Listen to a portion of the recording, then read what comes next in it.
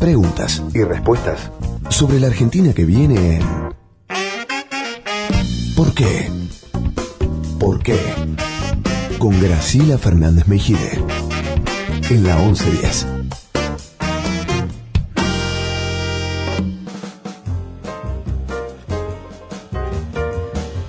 Hijos de los 70, historias de la generación que heredó la tragedia argentina. Estamos hablando de este libro con sus autoras, dos periodistas que además tienen otros títulos, ¿no? Ya los dimos, que son Astrid Picchielli y Carolina Arenes. Y quedamos pendientes de la charla anterior en un tema. No sé, vos tenés algo que preguntar concretamente, pues yo sí tengo. Pablo, yo. Después voy yo.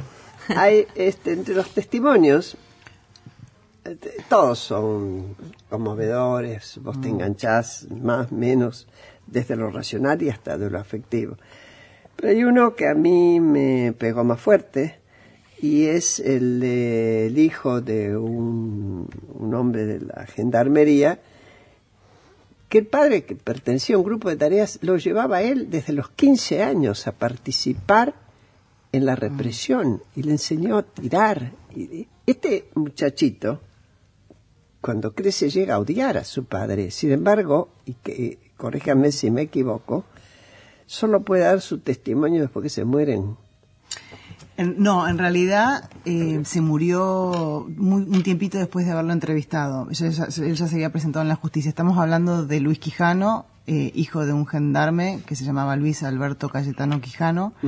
Fue la mascota del grupo, la mascota de la patota. Lo hizo participar de 4 operativos, lo usaba de campana en los operativos. Y Lo usaban porque era el padre que lo llevaba, pero los demás no le decían, déjate de joder, ¿eh? Claro. No, él conocía a todos los que estaban ahora rindiendo cuentas ante la justicia en la mega causa La Perla. Supo desde siempre el manejo de armas, no recuerda exacto cuándo empezó a manejar armas porque siente que lo supo desde siempre. El padre además descargaba su furia con él, no con su hermana, pero sí con él permanentemente, y además contaba en la mesa familiar, hoy me cargué a uno, hoy me cargué a otro, porque venía cebado.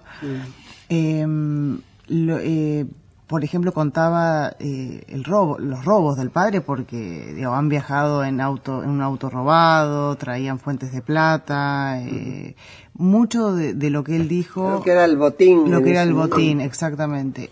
Algo de lo que ellos, lo que sacaban de las requisas, lo guardaron en un embute, en una casa en provincia de Buenos Aires. Explica qué es un embute. En una especie de lugar escondido dentro de una casa. Parte de eso se destruyó, pero parte quedó intacto a tal punto que él llevó eso, se presentó en la justicia con parte de lo que había podido mantener.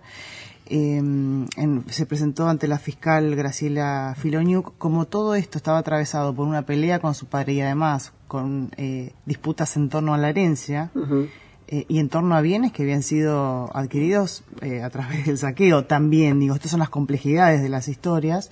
Él estaba peleado con su padre.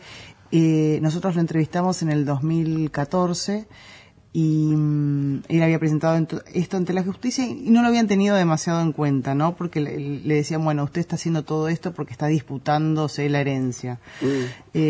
Cuestión que meses después muere el padre, que estaba con prisión domiciliaria, ya por temas de salud no estaba asistiendo físicamente a los juicios, y 2 días después de la muerte del padre lo cita a la justicia para contar todos los detalles de la historia que nosotros contamos en el libro, ¿no? Así que está documentado. Sí.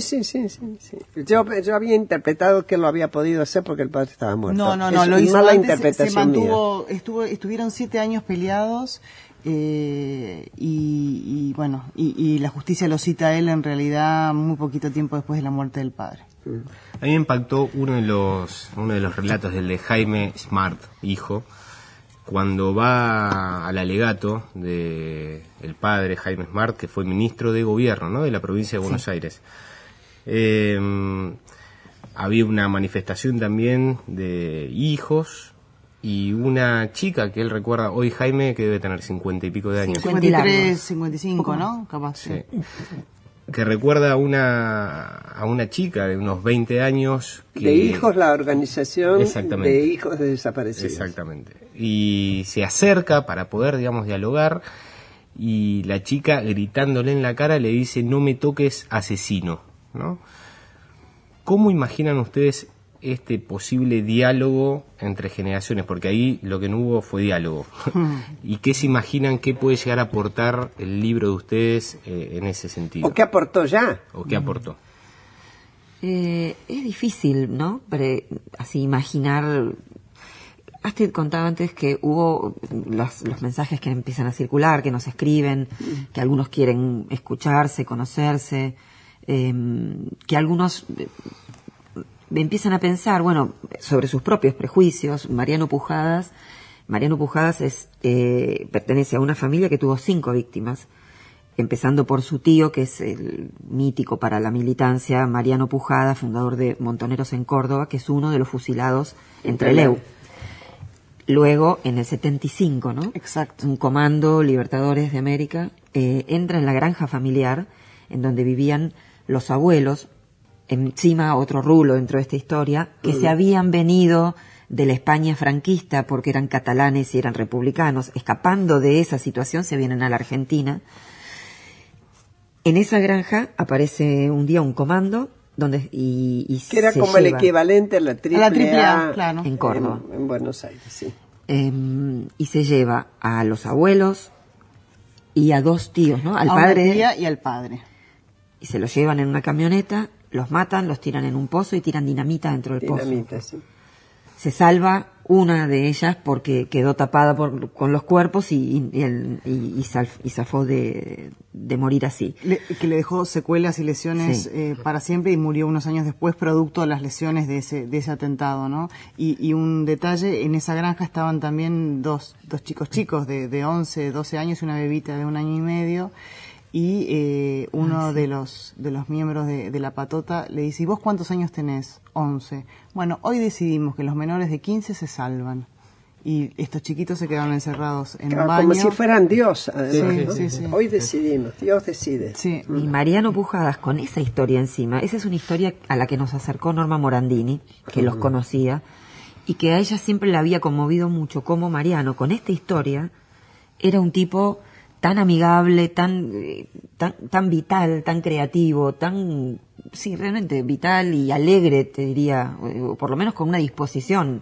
Lo llamada capacidad de resiliencia, ¿no? Exactamente, Sí. sí. Y Mariano, en los mails que nos escribimos ahora después de cuando ella recibió el libro y leyó su historia y leyó otras, en algún momento dijo que estaba, de hecho, estaba dispuesto y participó de un encuentro que hizo, de una invitación que hizo Infobae. Sí. Para el 24 de marzo, Infobae hizo un especial con el libro e invitó a alguno de los entrevistados por nosotras. Mariano fue uno de los que dijo que sí, que iba a ir. ¿Quién más dijo ese? Claudia Rucci. Que algo interesante del libro es que nosotros tenemos a 2 hijos de sindicalistas muertos, uno por Montoneros y otro por AAA, por los extremos del mismo movimiento, ¿no? Dijo Mariana Leis que sí, lo hicieron por Skype, y Aníbal Guevara, que es el vocero de la agrupación Hijos y Nietos de Presos Políticos. Y Mariano Pujadas había sido integrante de Hijos. Distingamos una cosa, hay agrupaciones, porque si no, quien no esté muy atento, de hijos que son más antiguas, que son los hijos de los desaparecidos, que han crecido un poco en el amparo de las organizaciones de derechos humanos, madres, abuelas, etcétera. Y ahora, hijos y nietos de lo que ellos llaman presos políticos. Yo no estoy de acuerdo en que sean presos políticos, lo he discutido con Aníbal Guevara, a quien conozco y estimo muchísimo, pero bueno, ellos se llaman así, para que no nos confundamos. Claro, Está muy bien. Sí. Yo me refería también, más allá de este cruce ahora entre los hijos, esta chica a la que hacía referencia es una chica de, según cuenta, tenía 20 años. 20 y pico años. Con esta generación también que viene, que hoy tienen 20, o en la secundaria incluso, que están, digamos, como nutriéndose de otras historias. Yo creo que el ejercicio interesante es, además de mirar el propio dolor, poder asomarse al dolor del otro y a las razones del otro, sin necesidad de estar, digamos, de ponerse de acuerdo. Y me parece que lo interesante es poder convivir en las diferencias, porque además hay acuerdos que son imposibles, ¿no? Mientras falta información sobre los muertos, sobre los fusilados, sobre los bebés apropiados, digo, acá es muy difícil hablar en ese sentido de reconciliación. Pero sí me parece interesante el poder mirar un poco el dolor del otro. Son hijos que se cruzan permanentemente en los estrados de la justicia, en las reuniones escolares. El libro refleja varias situaciones de cruce, como por ejemplo Marcelo Dupont, cuyo padre, el publicista Marcelo Dupont, fue secuestrado, torturado y asesinado en los finales de la dictadura en el 82. Muy relacionado al caso de Elena Holmberg. Claro, porque el hermano de Marcelo Dupont, Gregorio Dupont, estaba haciendo declaraciones en contra de la dictadura, tenía información confidencial en torno al asesinato de Elena Holmberg. Lo cierto es que lo matan no a Gregorio, sino a su hermano Marcelo. Siempre, digamos, se sospechó que detrás de ese asesinato había estado la mano de Macera. Hay distintas teorías, si fue una interna entre el ejército y Armada, en fin, bueno, hay distintas teorías, incluso los propios hijos, que nunca habían hablado hasta ahora, lo hicieron para el libro, manejan distintas hipótesis. Pero, bueno, Marcelo Dupont, hijo, estaba trabajando en un banco y atiende la llamada de uno de los hijos de Macera. Por supuesto, cuando Marcelo dice, hola, ¿sí quién es? Dice, soy Macera. Él sabía que era el hijo de, y que el hijo no es el padre. Ahora, uno podría imaginar lo que pasó internamente, lo que esos dos hijos imaginaron y recordaron o rememoraron en ese momento. Bueno, la vida, la sociedad los cruza permanentemente. Nosotros contábamos alguna vez que hubo otra foto interesante que uno podría haber explorado, pero que no lo pudimos hacer, que fue Jorge Born, hijo, entregándole un premio a una científica, una investigadora del CONICET, desde la fundación, en tanto él era el titular, creo que lo sigue siendo, el titular de la Fundación Born, era un reconocimiento a una investigadora joven. Esa investigadora era hija de militantes montoneros, ¿no? Entonces, el hijo... Recordemos, para quienes sean suficientemente jóvenes como para claro, no conocer la al historia. Al padre de Born lo secuestraron los montoneros. Los montoneros, y cobraron un rescate muy grande, histórico, 60 millones de dólares en ese momento, era histórico, y bueno, para financiar todo su trabajo, ¿no? Se salvaron los dos Born, claro, digamos, sobrevivieron. Sí. Hubo otra historia que, en relación a esto que vos preguntabas de este encuentro de hijos, que también marcó para nosotros un punto importante en el libro, que fue un momento en que en un diario también de Mendoza se publica la foto del momento en que el hijo de uno de los acusados se levanta a darle un apretón de manos, un saludo muy afectuoso al hijo de una de las víctimas. Quien se levantaba era Federico Guevara, el hijo de entonces, en el momento de los hechos por los que lo condenaron, quien era teniente del ejército, hoy tiene prisión, cumple una condena a perpetuidad en Marcos Paz. Federico Guevara es su hijo mayor, Aníbal, que es el vocero de la agrupación Hijos y Nietos de Presos Políticos, es también parte del libro. Pero en ese momento, en esa foto que se publicó, y que de hecho fue una foto y fue un título porque era muy poco habitual, este encuentro en el marco del juicio, donde están todos los ánimos muy caldeados, habían podido saludarse.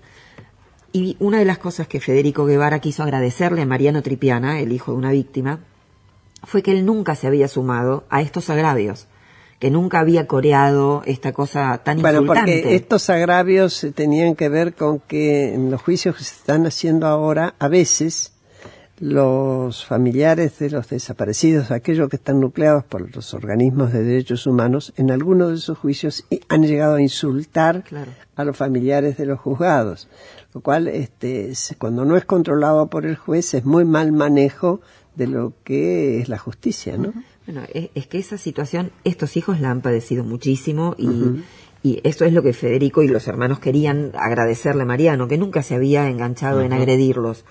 Es más, Mariano Tripiana, que aún busca a su padre y que cree que Aníbal Guevara, padre que está detenido, guarda información, y no revela información que podría dar pistas para encontrar el cuerpo de su papá, aún así, Mariano Tripiana fue muy empático con el dolor de esta familia, y lo que para nosotros fue más conmovedor es que fue toda su familia tuvo una reflexión muy profunda sobre el dolor de los hijos de este militar condenado. Mariano cuenta que en los juicios están separados los familiares de las víctimas y los familiares de los acusados, pero se ven. Cuando finalmente se da la condena, los hijos de Guevara se quiebran en llanto, por supuesto. Además del dolor, además de eso, en el caso de ellos se une a un estado de indignación porque ellos consideran que, primero, que los juicios son ilegales por toda la cuestión más jurídica de irretroactividad de la ley, etcétera, pero además, en el caso preciso de su padre, ellos creen que ahí hubo una condena con pruebas flojas, por lo menos. Entonces, ese estado tan delicado, emocional que había, las nenas de Mariano Tripiana lloraban por ver llorar a los hijos del militar condenado. Seguimos enseguida.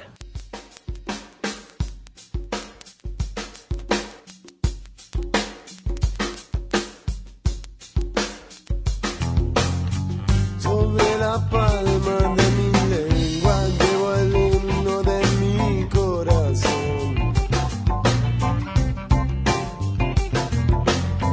Es la alianza más perfecta que en justicia me une a vos.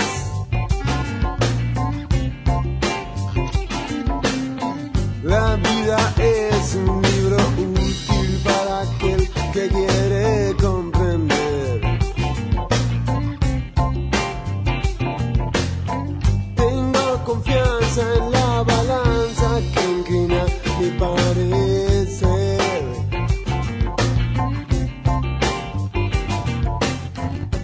Nadie quiere dormirse aquí. Algo debo hacer. Tras haber cruzado la mar, te seduciré. Con el corazón yo canto.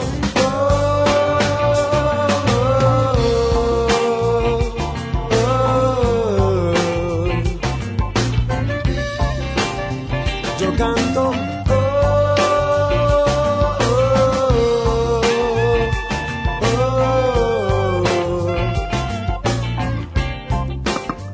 Bueno, seguimos aquí con Astrid Picchielli y Carolina Arenes, autoras de este libro que recomendamos Pablo y yo, me parece, enfáticamente, Hijos de los 70, digo me parece por él, yo sí. Historias de la generación que heredó la tragedia argentina, que es de Editorial Sudamericana y que se publicó hace pocos días. Véanlo porque es una mirada desde otro ángulo, no digo diferente, que agrega desde otro ángulo a lo que nos tocó vivir en los 70.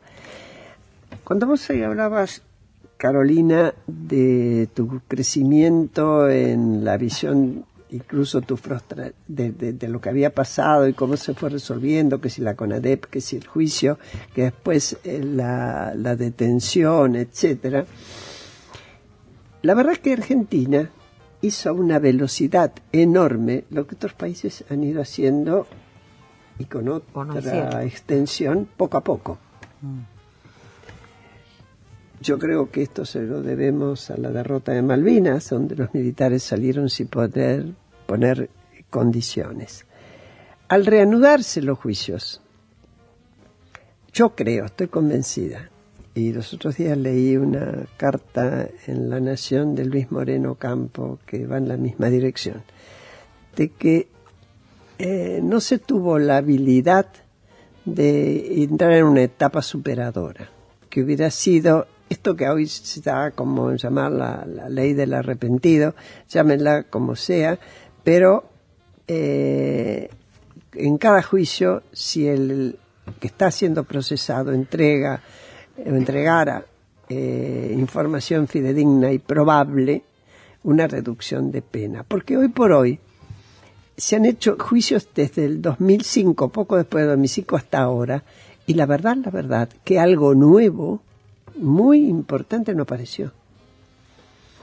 Cuando vos decís, Astrid, mientras se sigan esperando saber de los cuerpos o de destino de algunos nietos que hoy todavía no se han encontrado y serán adultos, la tragedia sigue presente. Por eso no se puede hablar de reconciliación, es inútil.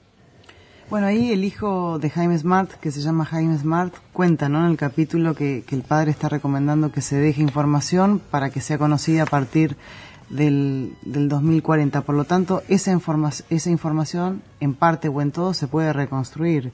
Digo, este recaudo que toman es para que los radares de la justicia no alcancen a otros que están, ¿no?, que están fuera de prisión.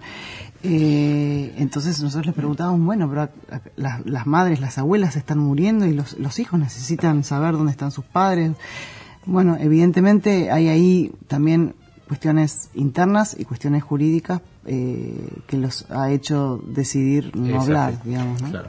Creo que también del lado de los organismos pasa lo mismo. Cuando yo esta idea la alargué hace mucho tiempo junto con Claudio Tamburrini, apenas se Quiere una reducción de pena, esto que se llama una reducción de pena a cambio de información. No evitar el proceso ni la condena eventual, sino reducción de pena en caso de que la información fuera válida. En los organismos de derechos humanos respondieron muy duramente.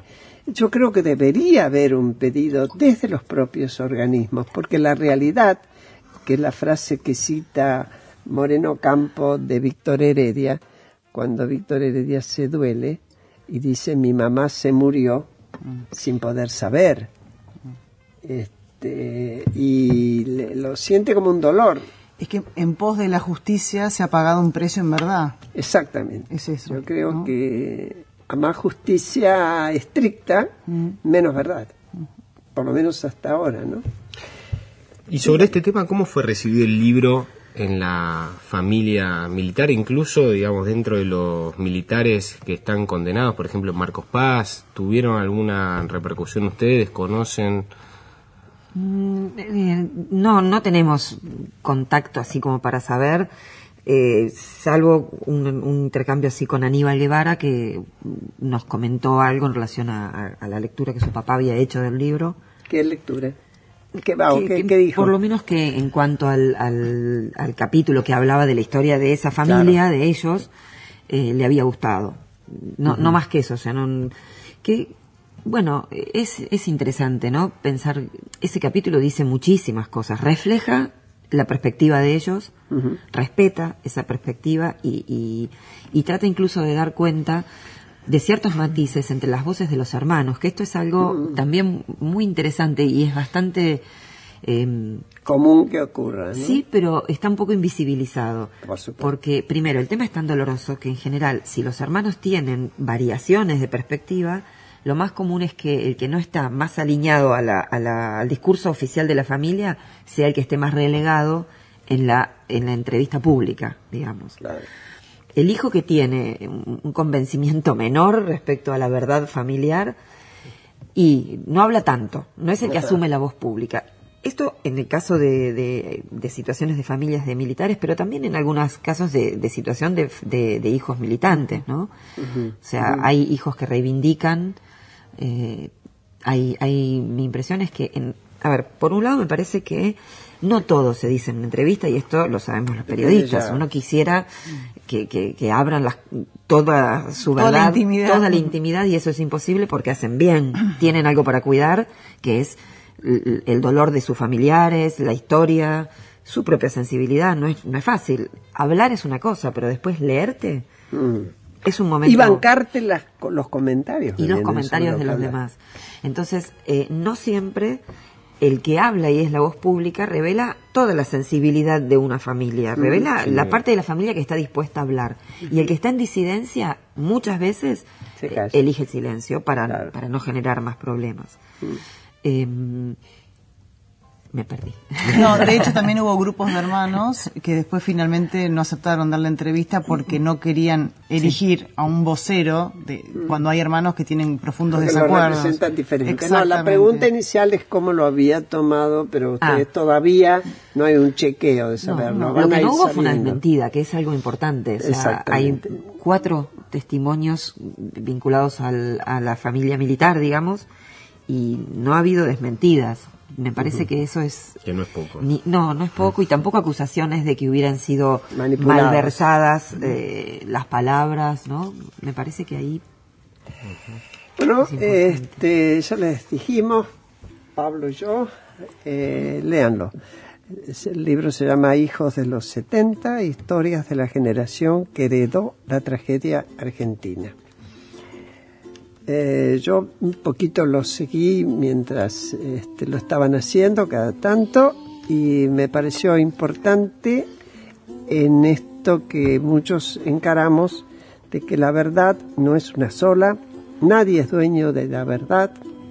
Cuanto más compartan toda la información, los sentimientos de quienes están involucrados, más ayudamos a construir una verdad histórica y los países se merecen poder ingresar en la verdad histórica. Aquellos que están directamente afectados creen tener sus propias verdades y está bien, pero está las generaciones futuras, las presentes, las futuras que tienen derecho a conocer la historia.